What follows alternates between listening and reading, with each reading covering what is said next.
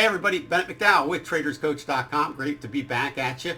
Listen, this week I have a new cheat sheet for you. We've got a lot of stock traders that want to transition into the futures market, and there's some differences that you need to be aware of. So I prepared a cheat sheet below that you can download. So it's in a link below, and that's going to help you make that transition. So definitely check that out.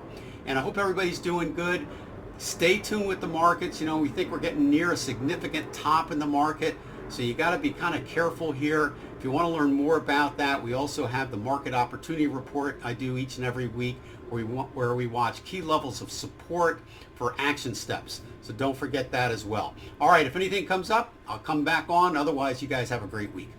Serving traders worldwide since 1998, TradersCoach.com provides educational services for traders and investors. We've developed trading software to help traders of every level improve their skills.